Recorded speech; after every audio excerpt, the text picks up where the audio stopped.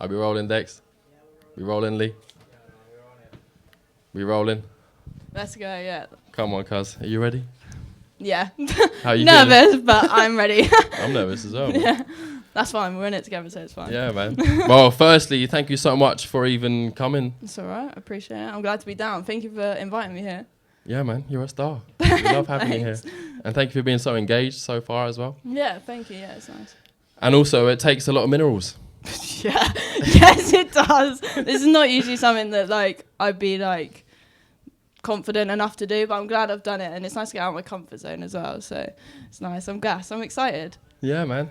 And you're doing it for the culture as well. Yeah, of course, yeah. I'm hoping for some people to come away from this and feel inspired or help in any way possible. Yeah. Well, I'm inspired even by you just sitting down in the chair. Nice, thank you. Love that. All right, firstly, can we make some noise for Clocaine then, please? Woo! Yeah. This is like Tiny at Desk concert, isn't it? Yeah, I know. I love it. Like drum and bass version. Yeah. Cool. All right. Well, firstly then, this is Lightworks. This is eott. What we do is talk about mental health, and we try and keep talking normal. And we like to do so through creative means, through our clothes, through our videos, and also right now for our events.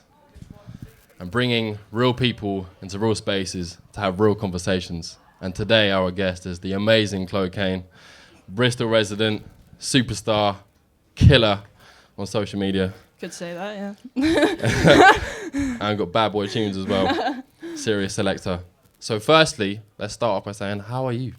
I'm good, thank you. I'm doing well. Coming to Bristol has been a massive change for me. Like I was living in Devon beforehand, and it was just such a small town sort of vibe. And it's nice to be around like a city where it's so culture appropriate and everyone's so inviting and nice here. So yeah, I'm good. I'm doing good. How are you? Oh, thanks. Yeah, I'm good. I've been working at the festival past couple of days. Nice. Get some of that money in. Sun's shining. It's always scary doing the events. I can't lie. Yeah. But, you know, it's a strengthening process. You know? Exactly. It's got to be done. Yeah, man. And like, we learn more each time as well. Yeah. So thank you for asking. No, it's all right. Got to ask. So what's Devon like then compared to Bristol? Jesus Christ. Devon is so different to Bristol. So even like the people, like it's more of like a judgmental type of environment. And I feel like a lot of people can't really be themselves in Devon. Like it's a lot of like everyone judges you for like being different or like showing like your passions and what you actually care about. But when I come to Bristol, everyone is so like inviting and open and like no one really like judges you for what you like want to actually do, and like you can pursue your passions a lot more, I feel like, in a city like this. Definitely. Do you find like being in a place like Bristol has helped your creativity? 100%, yeah, definitely. I think as well, like I'm surrounded by like all my friends that like share the same passion as me, so it's quite, I feel like my creativity flows much more, and being in like a city that I love and like is surrounded by things that I am passionate about, I feel like it's a lot more easier to have the motivation and like be more creative in myself. Definitely. Love that. Yeah. And so for those that don't know, what are you passionate about? Drum and bass. Music. I mean, to be honest, anything to do with music, it's not just drum and bass, but like obviously that is my main mostly drum hobby, and bass, yeah. But yeah, just music in general. Just, yeah, pretty much music. But yeah. DJing, making music? Yeah, obviously. Well, not making music yet. Hopefully progress soon. But yeah, DJing, playing out, just even when I was like using social media to use my platform, even that was quite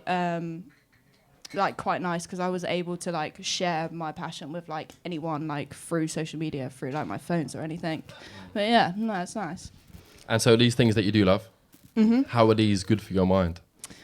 Oh, well, obviously I'm passionate about it, so like I feel like it already like creates a lot of like dopamine and serotonin for me because like something that I'm so like passionate about that it just makes me feel good doing it and like showing other people like what I'm interested in and them also loving it as well. It's nice to see like a community of people that also share the same like passion for me as me. But yeah, definitely. Love that. And like then some of these creative pursuits, how can they ever be challenging for your mind? What do you mean? So like more like the music industry itself, to be fair. Can this be challenging for your mind? Yeah. So I find quite a few, like, I think it's quite hard to obviously first of all get yourself out there. Like that's obviously challenging in itself. And I find that quite a few people, like, there are obviously people that are going to judge your route and like judge who you are, especially if you're like being yourself. I feel like that's quite frowned upon kind of in society recently. But yeah, I feel like that sometimes it's a bit challenging to put yourself across so vulnerably. Yeah. Yeah, definitely. With like social media in mind, do you feel like, well, you kind of just said it there, to be fair, but yeah, what struggles can there be, or can you delve a little bit more into like the struggles of like representing your true self online? Okay. So with social media, for a prime example, obviously there's many people out there who just come on social media just to comment hate comments or like just try it and like get a reaction out of you almost. And you kind of have to like hide yourself, like you need to realize that I'm better than reacting to all these comments. And it's hard, it's very, very hard to try and like not get down about these comments, but you have to realize like these people don't really know, like they don't know you and they're just trying to get a reaction out of you. So it is hard in that sense for like people that don't really know you, like judging you from a 5-second video or like an opinion that is just something that, you know, can be anyone can be a part of. Yeah. They're just haters, man. Yeah, well, exactly. Yeah, exactly. Do you like? I personally kind of can be a bit troubled by making the balance of making the thing that will bang and making the thing that I really want to make. Yeah. Do you have that struggle at all? I try to not really think about like what will get the I used to be like that, to be honest. I used to be like that. I used to think like, oh, what can just get me the best views? What can like do this? But it's not really, I feel like I won't feel as proud in myself if I'm just doing something for like a viral content. Like if it's not truly what I want to post or it's not truly what I want people to perceive me as, I feel like I won't be as satisfied with the progress if it wasn't for what I really think and my like true opinions. Yeah, because it isn't. Yeah, like, exactly. It isn't satisfying at all. Yeah. And then the thing, like, there can be instances where you do the thing, like, you know, the POV video, or like, you know, did I just make the track just of the summer basic, sort of video? Yeah, basic. And then maybe it does bang, but then it just doesn't. It's not as like, it doesn't feel as yeah, good, exactly. You know? You don't feel like, I don't know. I don't feel like true to myself. Like I just feel like I've just done it just to get views, essentially. Like, do you know what I mean? Just for people to like see it more. Where like, if I feel like I would feel a lot better if I was gradually getting there and I was being my true self instead of just doing what people think's gonna bang. Yeah. Yeah. I hear you. Yeah, well, I would agree. I would agree. I nonetheless do struggle though personally with it because there comes the cost of where you have to. Things have to become a business after a while. Yeah, exactly. You know? Yeah, you have to think about it. But I feel like there's a way that you can interpret like stuff that you post that will make good content, and you can still add like how you truly feel. Like you can add your own true aspect to like videos and stuff like that. I feel like you can put yourself across in the way that you want to put across and still make viral content in that way. Just put your own spin on it. And so is that what you do? Yeah, I would say I do that. Yeah, definitely. I feel like if I was just doing like, you know, like the TikTok dancing videos, that's just not for me. It's not, I couldn't be doing that. Like, I don't know, I like me personally, obviously I'm not against anyone doing that. but like just for me, it just wouldn't, I don't know, I wouldn't feel, I don't know, I would feel weird just like not being comfortable if I'm not comfortable in making a video, then I feel like I shouldn't be making the video. Cool. Well, there it is. Yeah. There it is then. Yeah, definitely. And so, in the grand scheme of things, to kind of go look at maybe more of a bigger picture of your own career or aspirations, where do you want to go? Oh, fucking hell. Well, hopefully, my plan is to just, well, hopefully go on to production soon. I want to start making my own music and being able to, like, put myself through, like, my own, like, making my own tunes and stuff like that. Because obviously at the minute, like, I'm just playing out, but I'm playing other people's tunes. Like, I feel like if I was able to, like, make my own stuff, I'm able to kind of, like, explain myself a bit more. Do you know what I mean? Instead of just like playing out to like people and like DJing. So hopefully production and then Boomtown Origin. Come on. Love that. Love that. Manifest it, man. Yeah, exactly. Manifest yeah, definitely. It. Cool. All right. My next question is about creativity and one's mind, e.g. your mind. What can make creativity more difficult? I feel, me personally, I feel like being out of routine, and because and I'm currently going through the process of being diagnosed for autism, and I feel like being out of routine, like I struggle with like being productive, and like my motivation kind of goes, because if I'm not doing like what I would usually do and like my day-to-day and stuff, I feel like it would, like my I don't really know how to explain it. Like my motivation kind of goes if I'm not like step by step kind of, yeah, you know what I mean? Like I don't really know how to describe it, but like, yeah, my motivation just kind of like goes if I'm not doing what I've set myself to do. Like I usually try and like write down plans or like set it in my head of what I want to do for that day. And yeah, if I kind of don't get it done, I kind of disappointed in myself in a way, and I feel like that like loses motivation and productivity already when I do that. Do you write like mental to-do lists? Yeah, mental. I've got about 3 journals. Like I've got it all just so I stick to my routines and plans. Do you prefer them digitally or like written down? I think I prefer it written down, to be fair. Same, yeah, so it's just like there, like I can see it, and like if I've written it down, it's there now. Like I can't, if it's just in my head, I will probably forget it.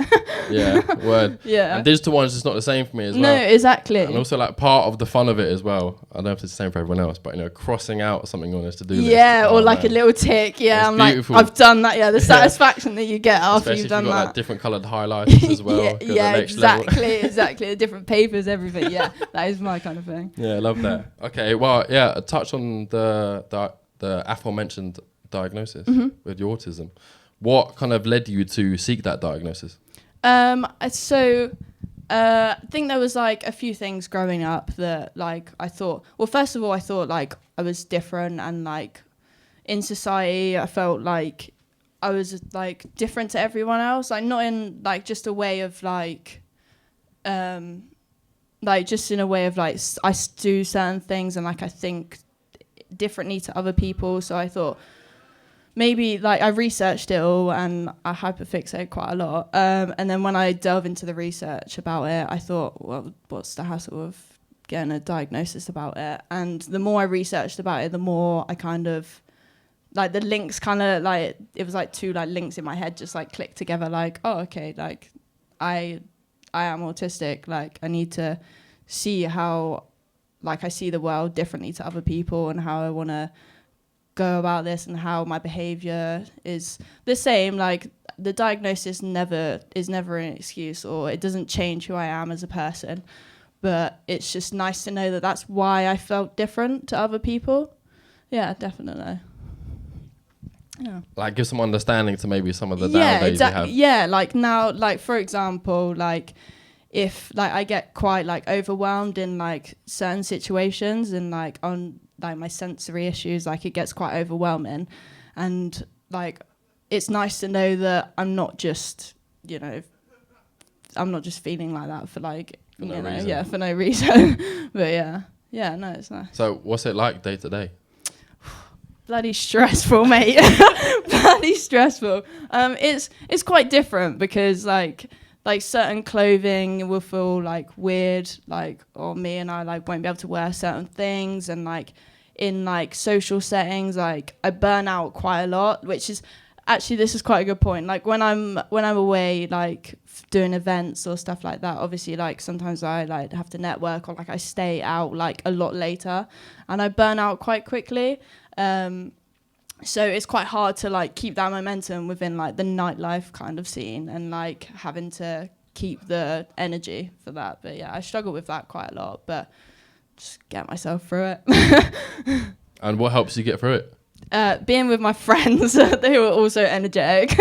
Just if I'm like, I don't know, if I'm like on my own, or like some of my friends will hype me up, or like make sure that I'm okay, or even like to go outside for like 5 minutes, just take a breather, like try and like recharge myself essentially, and then stick it out really. Just ride it out. Yeah, man. just ride out the burntness. But Yeah, fairs. Okay. Well, how can it be positive then? How can your neurodivergence be like helpful? Well, as I've said, I hyperfixate on quite a few things, and I find like when I'm mixing or when I'm like researching into stuff, like I'll be there for like hours. So like with my passions, like I'll be like just driven on it for hours, or like when I'm interested in something, like I will just research it or look it up or do it for like constant amount of time. And I feel like that my creativity is quite quite intense in a way, because I'm really I feel like I'm overly passionate sometimes. But I think it helps quite a lot with my creativity side. Well, like I feel like to get to like a higher level of any sort of creative passion, you have to be. It takes a lot of time. Yeah, of course. It takes a lot of attention. Yeah. You know, and maybe in some sense, someone who is autistic or neurodivergent in some aspects maybe has some days, not all the time, but some days, like a bit of like a leg up. You know what I mean? Definitely. Obviously, some days when I'm feeling like burnt out, I just need a rest or I need to recharge. But once I'm recharged and I'm feeling a lot better about myself, I can just go. I just go on with my day. If anything, like after I'm burnt out, I feel more productive. So I've got like, obviously I feel a lot better and I can get on with my stuff, and I'm more like hyperfixate and I'm more into the passions that I want to do. Like after the storm has passed. passed. Yeah, literally. I'm like, right, okay, I need to knuckle down now and I can just do it and get on with it. Say nothing. Yeah. Well, thank you for sharing, That's man. all right. Thank you for sharing. Yeah, it's hard. I've never actually spoken. I haven't really spoken about like my autism or anything to like anyone apart from my close friends, really. So it's hard to open up about it, but it's needed. It's needed. Well, you're doing great, man. Thank you. You're doing great. Thank you. Cool. Okay.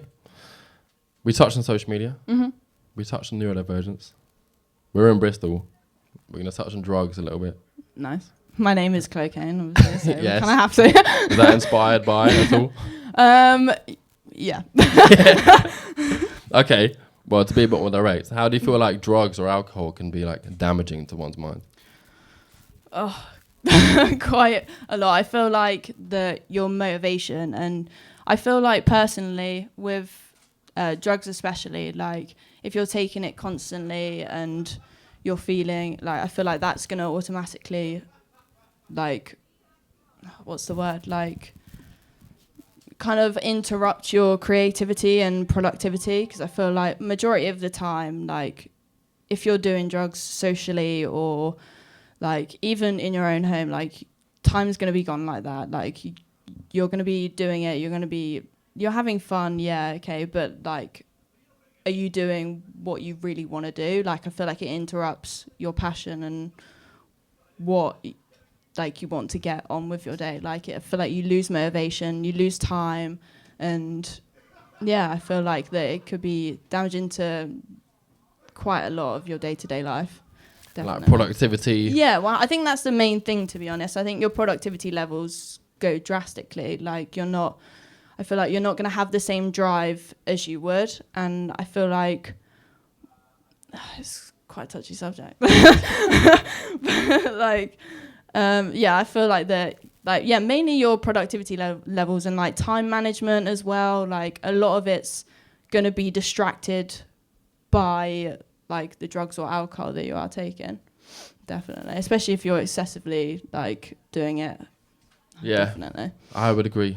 Yeah, definitely. It can also just make me like angry as well. Yeah, of course. Yeah, definitely. If obviously like it affects different people differently, but like I feel like mental health is a big thing, like with drugs and alcohol, like you try and like hide how you're truly feeling with, not obviously not everyone, but like some people use it to hide how they're feeling. Yeah. Where I feel like if they were doing something that maybe like is like a more healthier hobby, or like something that they're more interested in, like they'll feel happier within themselves. And yeah, I feel like even with like your productivity like will skyrocket, so you'll automatically feel better because you're doing stuff that, you know, is helping you and like guiding you into like it's what you uplifting. want to do. Yeah, exactly. And also like creativity and pursuing like a creative passion can be more of like an elongated high. Yeah, exactly. Yeah, exactly, literally.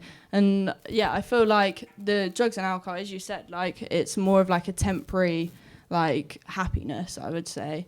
And it's not like you're going to keep chasing that high, and you're going to keep trying chasing that happiness, where if you're doing something where you truly want to do, or truly like something that's going to progress you onto something more, or, you know, you might find another hobby within that. Like I feel like it's more uplifting and more, what's the word, like more enriching. Yeah, that's the one. There you go. Yeah, that took it right in my mouth.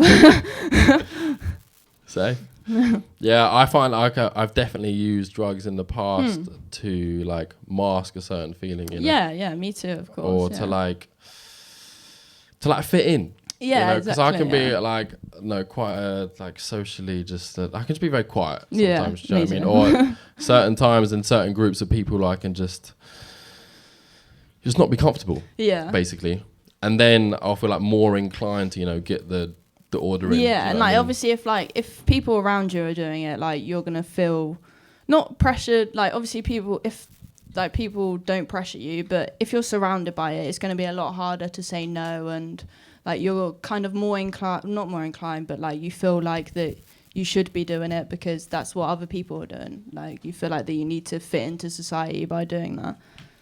Yeah, it's kind of sad. Yeah, it is very sad. It is very sad that people feel the need to do that. But I've personally done it myself. Like you feel like that if other people are doing it, like, and you're especially in like a rave environment as well, where there's so much around of people doing it, like you almost feel like that it's just the normal. You know what I mean? When it shouldn't be classed as, you know, normal in society. Do you think there's a problem in this country with drugs and alcohol? I do. Yeah, I do. I feel like personally, like for example, there's like other countries that have decriminalized it, but they have the facilities to help people out there, where I feel like in certain situations, like in this country, I feel like there's not enough help, and when people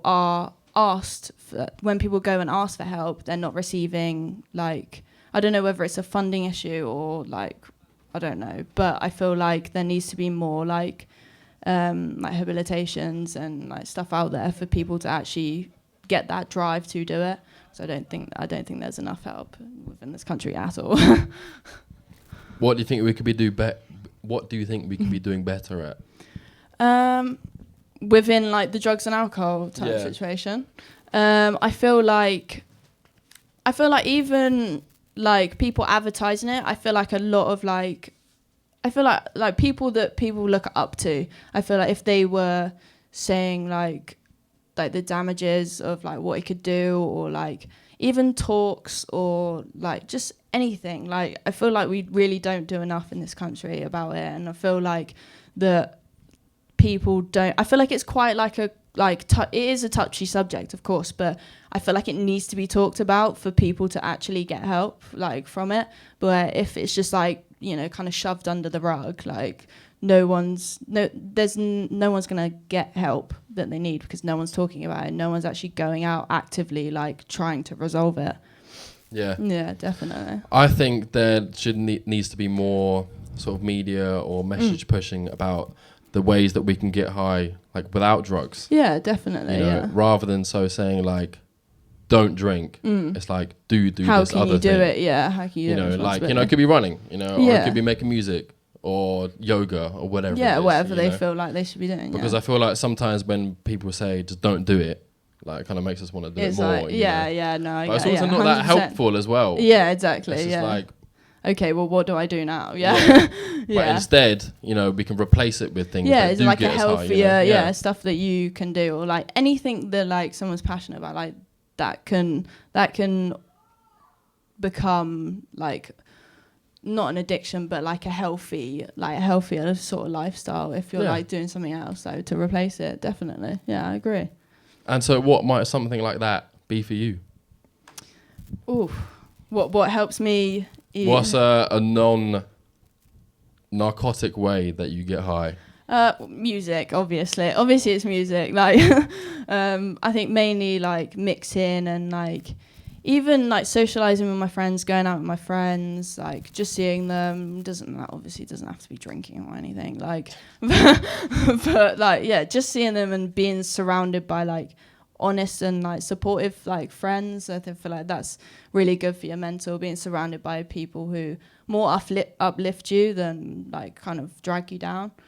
And I love Blue Planet.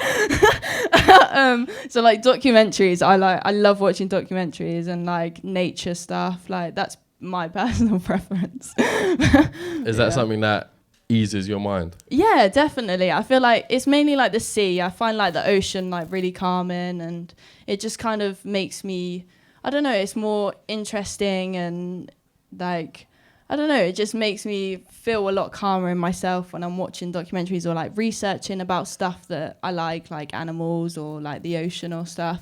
I just find it more, just calming. I just like really like watching it, and yeah. Nice, man. Yeah. All right, to go back to your friends a little bit. Can you remember a time when a friend checked up on you? Oh, all the time. I'm not gonna lie, my friend, I love the group of friends that I have. We're all really supportive, and we all make sure that we look out for each other. And so recently, like I've gone like for a breakup, and like my friends have like always been there for me, and like coming around my house and like making sure that we're all going out, like I'm keeping like active still, and that like my motivation's not going, and like I'm still keeping up with what I want to do, because I feel like it's hard when you're in a mental space. It's quite easy to just go into the mindset of like not doing anything and like feeling like you just need to just lay in bed and eat shit all the time. But yeah, definitely, yeah. Right, it can certainly be easy to do that though. Yeah, it's very easy to go into that hole, but with like the friends that I have around me and like people like pushing me to get out of bed in them, like obviously it's hard when you're in like a bad mindset, so it's hard to bring yourself out. So if you have like the people around you kind of like a little like push, just like yeah, you're fine, like you can do this, like you can get through it, and like motivate you to do things that you want to do, or like even if like I'll put something on the TV like a documentary, like that will automatically like make me feel a lot better within myself to go and like be more productive, because I've done something that I'm happy with, that I want to do. Yeah, man. Yeah. And then what about you?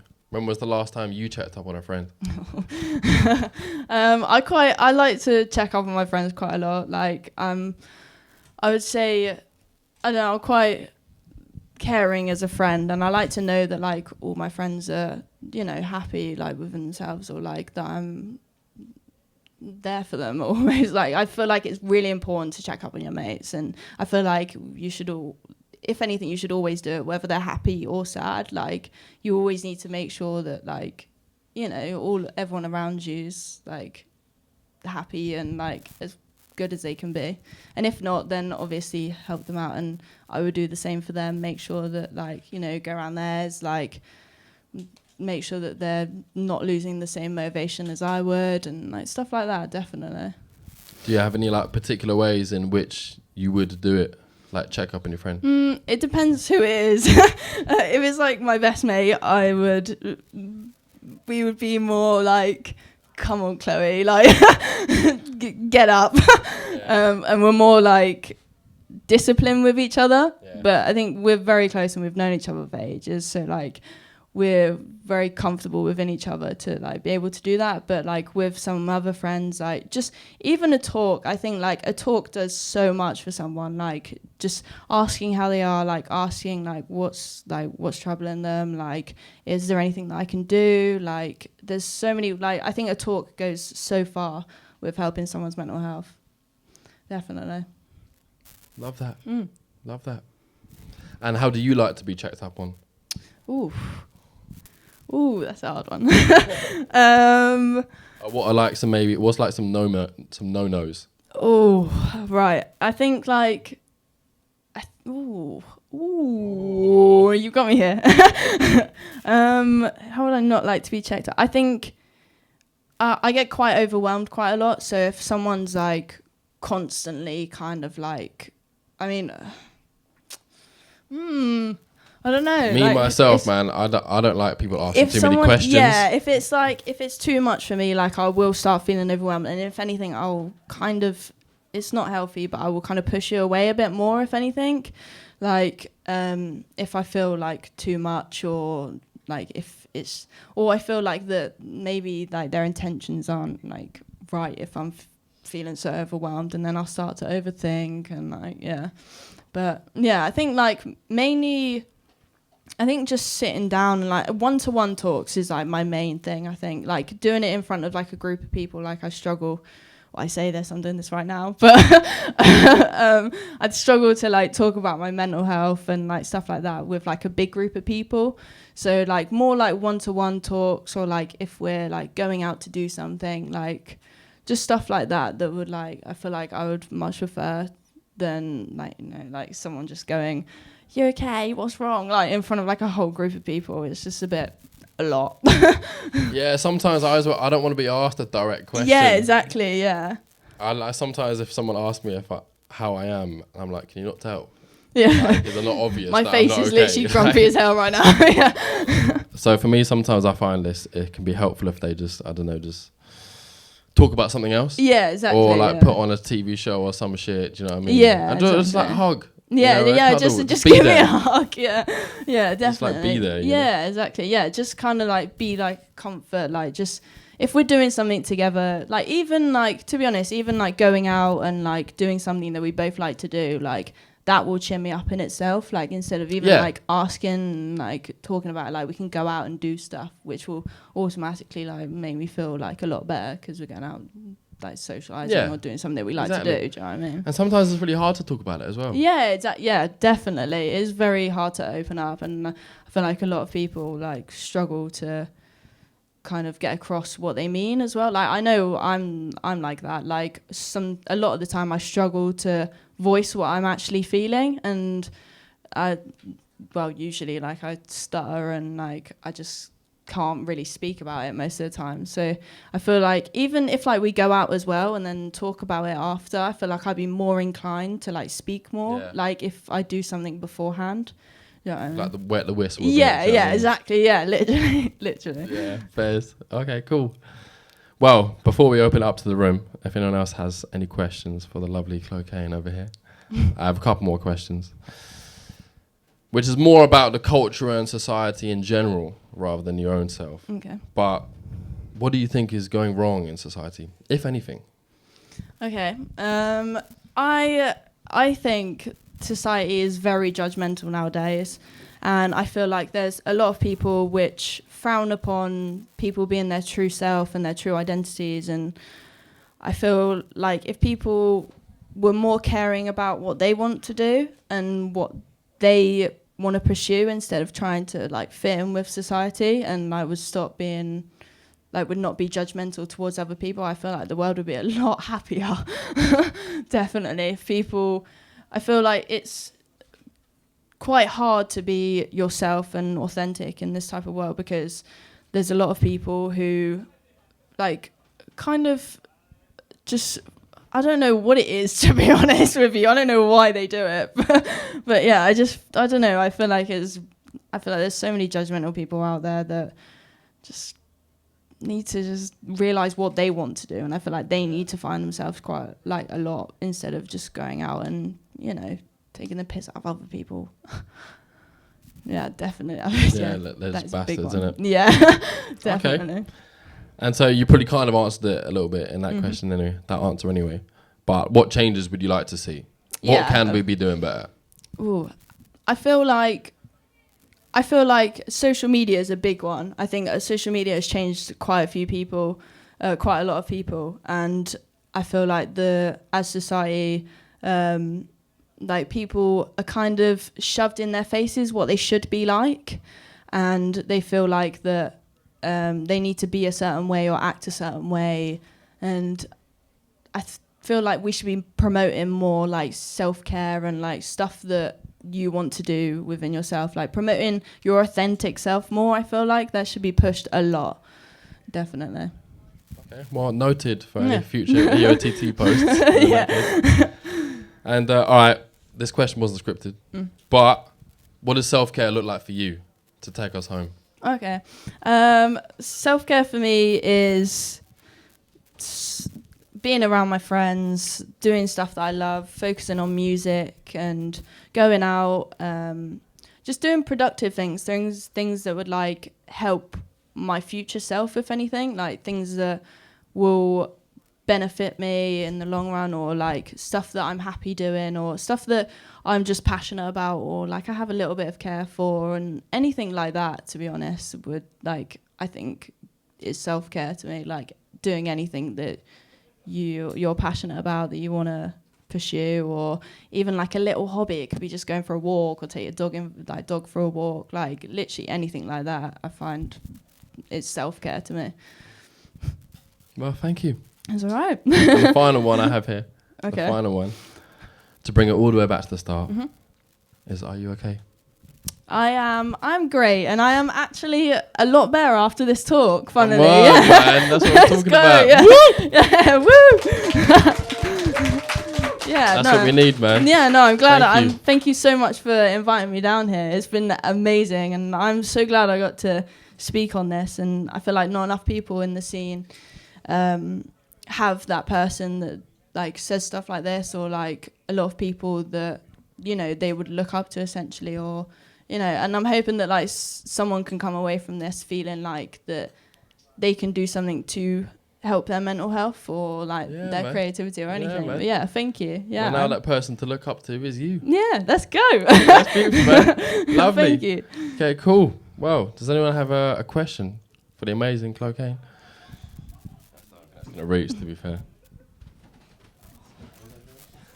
Right, go on. Talk to us. Hey Chloe, right? Hello. Cheers for coming down, man. Really It's appreciate all right. it. Thank you for getting me down. Yeah, so obviously being a DJ, especially being like a drum and bass DJ, I feel like it's a very, very like male dominated scene. So I was just kind of wondering, are there any sort of challenges that you faced within the scene, like being women, basically? Oof. Okay. This is touchy. Yeah, there definitely is. I think it is very hard being a female in a male-dominated scene, because this is hard. Because I feel like that. Obviously, it's not everyone, but you come across people that maybe feel like that they can take advantage, or you feel like maybe that they'll feel like that they'll like maybe use you in a way that you don't want to be seen, or like sometimes like some people, I feel like you're used more because you're a female, and I feel like personally, like I want to be recognized for my skill, and I want to be recognized for my talent and what I want to do. I don't want to be recognized on a lineup because I'm a female. Like, yeah, definitely. But yeah, I feel like there's quite a lot of struggles being a female within the scene, and within like the way that you're seen, and like even like sometimes like social media, like with comments, like you get like derogatory comments quite a lot, and like people will look at you in a certain way just because I believe that females are sexualized a lot more. Yeah, definitely. I feel like it's a lot troubling. Well, thank you for sharing. If at all, how do you navigate that? I think putting myself across, I feel like the most important thing is how I put myself across. So I feel like the discussions that I have, and like the way that I put myself on social media it's hard, because either way, like a lot of people, they don't care. They'll still like make comments and like sexualize you, and like, but like a lot of the time, like if I personally feel like that I'm not really getting booked for my talent, that I feel like that I'm just going on a like a lineup to be a female, I'll be more obligated to not do it, to be honest, because I don't want to be seen in that light, and I don't, and like the comments and stuff, I just ignore them. I just ignore them because there's no point replying to them. Like, they want the attention, like they want that, and like even messages, like there's no point. Like, if I could just completely ignore it, like, yeah, it's hopefully just pass off. Okay. Well, thank you for the vulnerability. Yeah, thank you. Very much appreciated. It's all right. Have you got any other questions from the room? From Miss Clocaine over here? What's my favourite tune? What's my favourite tune? Oh God, okay. Does it have to be drum and bass? Oh, okay. My favourite tune is probably Sitting on the Dock of the Bay. That, yeah, as a tune. That is a tune. I don't know why, it's just calming, and like I listen to quite a lot of like older music and like soul and like stuff like that. So like them sort of tunes like probably like calm me down. So that's usually what I'll listen to if I'm like stressed, or like in the morning when I'm trying to get motivated and stuff like that. Have you seen that recent Lil Yachty interview with James Blake? No, I haven't. Bro, James Blake plays him like Otis Redding, and Lil Yachty's like, who's that? Oh, I didn't even know who he was. goodness. I was like, you're a I need to fool, watch mate. that, You're yeah. a fool. He needs to get cultured. Absolute mug, mate. Right, what was your follow-up question? Sorry, I just had to diss out Lil Yachty one time. I was gonna ask like what music do you listen to other than drum and bass? Like, where do you draw inspiration from? To be honest, I listen to the majority of genres, to be real. Like, apart from, I'm not really like a house type of person, but I can still like enjoy it. But it's just not really my cup of tea. Like, it's just pretty repetitive. But like mainly like older tunes, like jazz, soul, like, to be honest, anything like chilled rap. Like, I'll listen to it all. But like, obviously drum and bass is like mainly what I do for work and stuff. So it's mainly what I'm surrounded by. So will we see any sets of you doing chilled rap and soul? No, probably not. Probably not. Maybe when you're like 40 or 50. Yeah. Maybe when I like retired from the scene, Yeah. and I'll get my little guitar out. I'm gonna have to start practicing now. Say no. Okay, cool. If the room wants it, one more question for the Clocaine. A reload from Dex over here. Come on. Used to be up here. I was just wondering what's like your favourite set that you've done so far? Oh, my favourite set. What would be my favourite set? My favourite set. I mean, yeah, to be honest, like, I think the only reason why this is like, I don't know, like my favourite set out of everything that I've done, like I've played like Lakota, and like, which was amazing opportunity. Like, I'm like so grateful to like be doing this within like so shortly after like I've started playing out. But like, I play quite a lot for a brand called Bougie Bass, and it's literally and like they're like my friends came up with the brand, and like they're amazing, and everyone, like I just play with like all my friends, and like we're all there, and it's like a big link up, so it's really like wholesome and nice. Like it's at way the better event, with your friends there, isn't it, it's man? so much better. Yeah, exactly. And like, we're all just having fun, and we're all seeing like each other's sets, and like, yeah, it's really wholesome nights. I think that's probably my favorite. The friends, man. That's the important thing, yeah? Exactly, yeah. We'll end on that 100%, note, yeah, man. friends. Thank you so much to That's Clocaine all right, and our thank friends you. as well. Thank you. Thank you. Right, well, this has been eott. This has been Lightworks in Bristol. Once again, thank you as well. Please make some noise for Get Weird and Dex, our host. Woo! Woo! And if you didn't know already, selling the finest garments in the West Country. So please come and check it out whenever you're nearby. And now, the wonderful superstars can be playing some tunes for us. And then probably a few of us are going to be wanting to go see the football in it. Yeah. Yeah, love Me you, and you lot. both. Thank you so much. Mwah. Thank you.